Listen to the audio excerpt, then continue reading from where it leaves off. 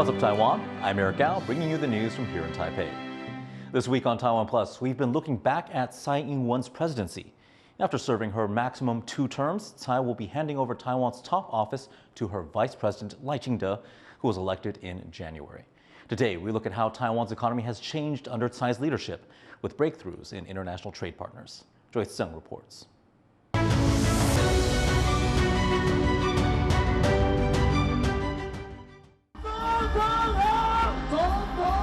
When Tsai Ing-wen became president in 2016, one of her goals was to lift Taiwan's economy after almost 2 decades of subpar growth. Her predecessor, Ma Ying-jeou, averaged 2.5% GDP growth across his 8 years in office.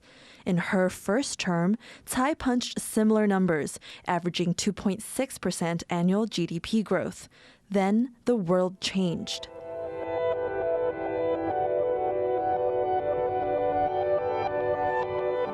The COVID-19 pandemic pummeled the global economy. But as countries around the world suffered amid lockdowns, Taiwan posted an annual GDP growth rate of 6.5% in 2021, the highest in over a decade. We have witnessed events that have shaken up the global political order and sparked widespread inflation. Nevertheless, Taiwan has emerged from these challenges stronger. A spike in global demand for electronics as more people worked from home lifted Taiwan's GDP, exports, and the domestic approval ratings of Tsai's economic policies to a 58% peak. Some credits can go to the Tsai administration, but just part of it. And much of this is due to international the changes in the international environment. In the past 4 years, the world's not only lived through that pandemic, but has also seen ongoing wars in Ukraine and Gaza.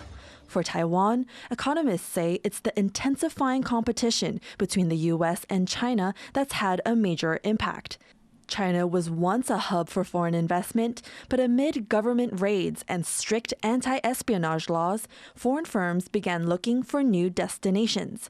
Tsai had already been pushing to make Taiwan more investment-friendly, including efforts like overhauling intellectual property laws to better protect trade secrets.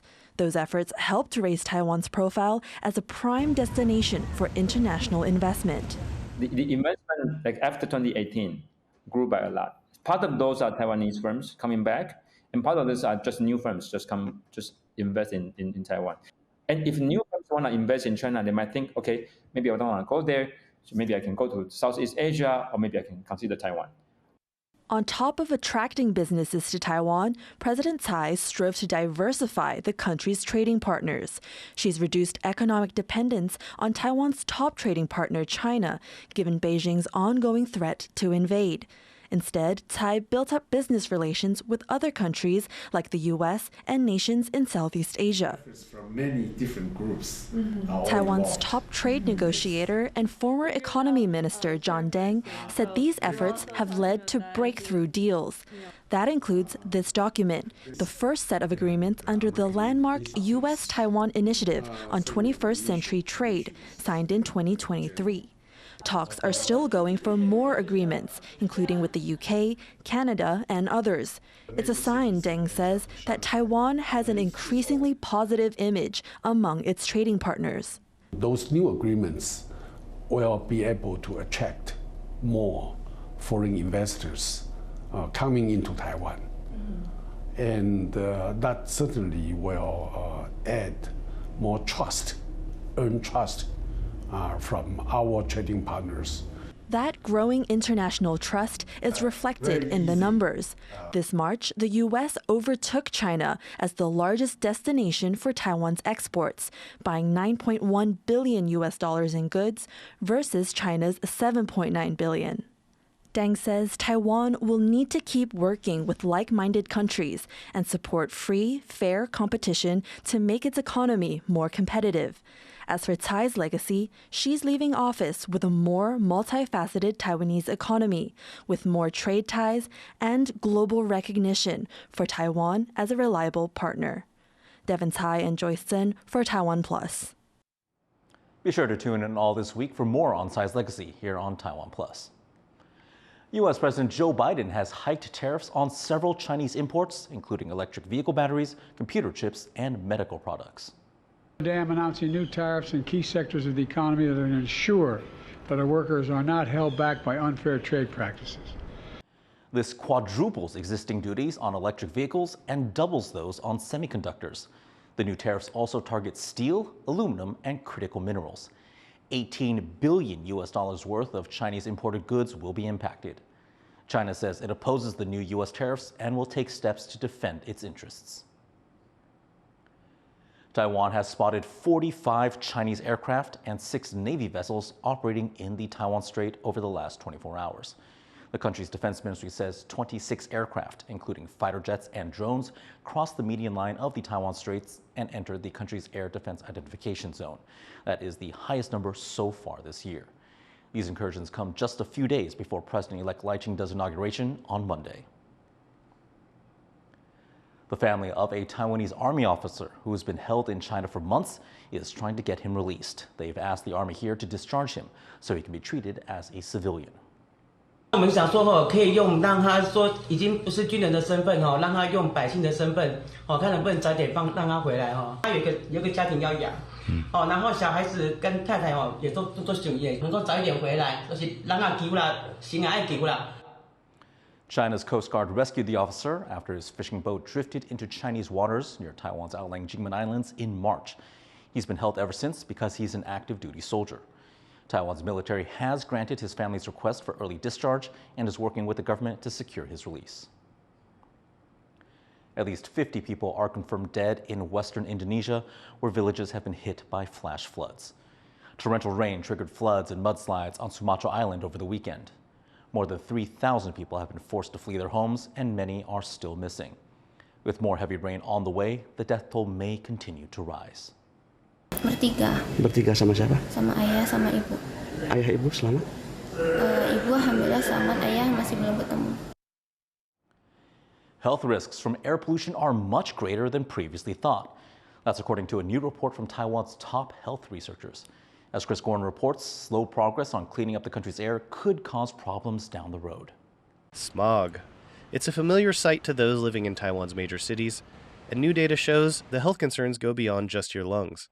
The respiratory effects of pollution have long been known, but exposure to particle matter such as PM 2.5 can also affect other parts of the body, especially among older people. 所以老人的这个肾脏病的病人一定要严防这个 PM 暴露在高暴露的这样的一个 2.5， 不然会引起缺血性的这样的一个因为慢性肾脏所引起的缺血性刚才讲的心脏病。 Higher levels of air pollution also increase the risk of degenerative brain diseases like Alzheimer's. The risk of Alzheimer's disease is 4 times compared with those very low level. And for the vascular dementia, it's like 2 times higher. The report from Taiwan's National Health Research Institutes says there's been a downward trend in the country's air pollution levels. But outside groups paint a less rosy picture. Air quality tracker IQ Air says Taiwan has the 3rd worst air quality in East Asia. And in most of Taiwan's major cities, pollution levels are between 2 and 5 times higher than levels deemed safe by the World Health Organization. With Taiwan's population rapidly aging, pollution-related health issues could cause problems for the whole country. Taiwan will go to super age society very soon. So that means we have a lot of very high portion of population they are susceptible to the air pollutant. So the health care burden will definitely increase a lot. The government aims to reduce air pollution to the level recommended in the UN's Sustainable Development Goals. But faced with a demographic dilemma, Taiwan's window for meeting those goals in time to avoid a crisis is quickly running out. Ryan Wu and Chris Gorin for TaiwanPlus.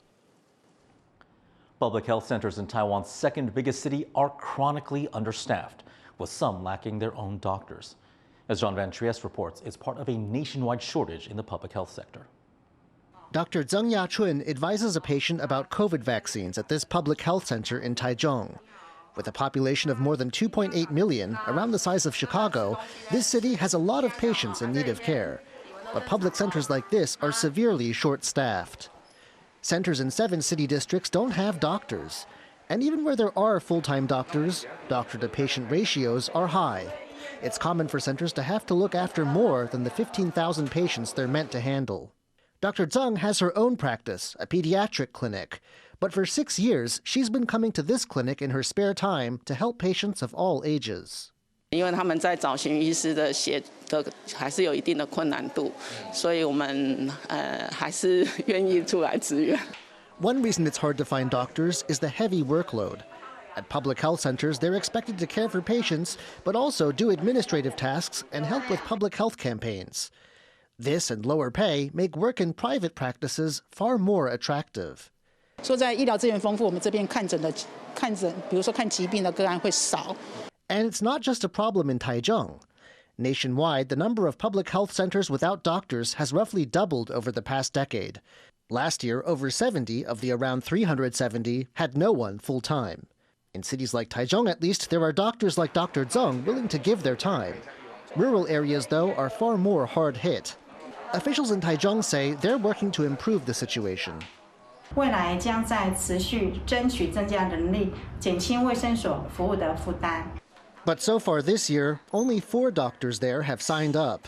The city wants more cooperation with hospitals. But without more concrete plans, managing the doctor shortage in public health centers may prove an uphill struggle. Justin Wu and John Van Trieste for TaiwanPlus. Taiwan's highest mountains attract hiking enthusiasts from far and wide, but the country also offers longer trails a little closer to the ground. Chris Gorn explains. These misty mountains are part of the Ragush Selu Trail, a 230-kilometer route that goes from Taoyuan in Taiwan's north to Taichung in the country's center, winding through camphor forests and Hakka villages. Walkers here are hoping longer paths like these will become popular pilgrimages, likening them to tourist favorites like Spain's Camino de Santiago. And trails like these may also bring a much-needed boost to the economy. 走在这条路上呢，也来了解我们当地的人文历史。那当然，最后的这个目标呢，发展在地的产业，在地的一个创生。In the past, this trail was primarily used to transport tea and camphor from the mountains to city markets. The trail's name combines both indigenous Taial and Hakka languages, representing the diverse communities that live along it. And travelers here can see a side to Taiwan that many tourists don't.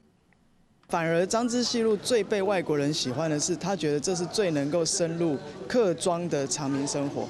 所以其实，张之细路其实代表的就是客庄生活的展现。Seasoned walkers here say those looking for something different can consider taking this trail, where they may find unique experiences that are off the beaten track. Patrick Chun and Chris Gorin for TaiwanPlus. President Tsai was treated to a live drag show at the presidential office by the country's most famous drag queen, Nymphia Wind. Nymphia kicked off the visit with a performance in an outfit inspired by a Taiwanese indigenous flower. She's the winner of the world's biggest drag competition, and she is known for her creative outfits featuring the color yellow. Having dedicated her win to the country, Nymphia thanked President Tsai for her leadership on LGBTQ+ issues here in Taiwan. Tsai praised Nymphia for bringing Taiwan's vibrant culture to the international stage and for being a fearless force in Taiwan's drag scene. If you can't love yourself, how you gonna love somebody else? 我相信尼菲亚的成长历程也会带给许多台湾的年轻人勇气，能够无所畏惧，保留真心，做自己。Thanks for tuning in to What's Up Taiwan. Follow us on X, Facebook, and other platforms to get more of our reports. Finally, check out these shots of the Air Force doing practice runs for next Monday's presidential inauguration. I'm Eric Al. We'll see you later.